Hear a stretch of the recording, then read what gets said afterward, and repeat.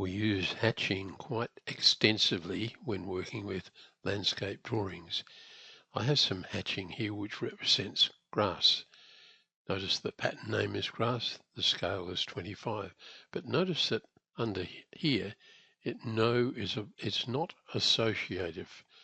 And what does that mean? It means that if, for the sake of argument, I pick this line here, which is enclosing what you think will be the hatched area, and I click on the end of that line and move it down here, and then I'll hit escape. Can you see the hatching doesn't follow that structure? That's because hatching not been applied, well, not correctly, but it's been applied in a different way to it has been over here. If we look at this one, it is associative. How is that done? Well, let's remove. Well, no, firstly, we'll demonstrate that if we pick the very same line here and do the same thing, we'll pick that end and make it hot and bring it down like so.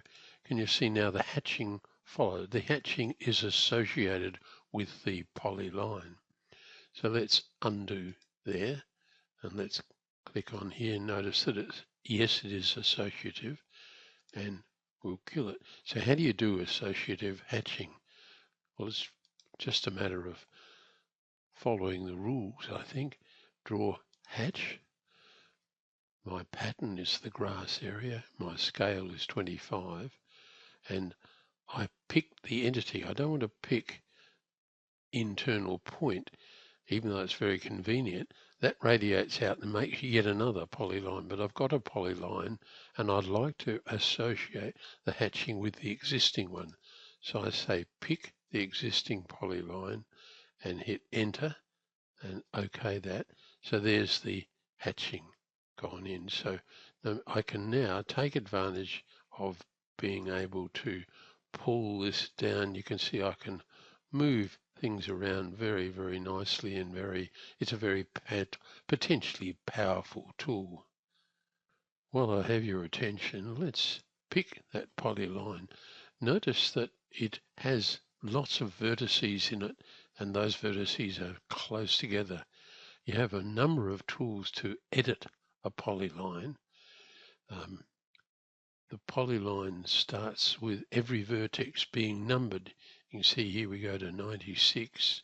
There's vertex 2, 3, 4, 3 and 4 must be linked in the same way. And we come across here.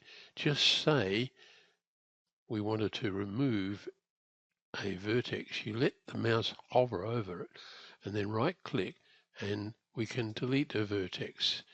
So delete a vertex.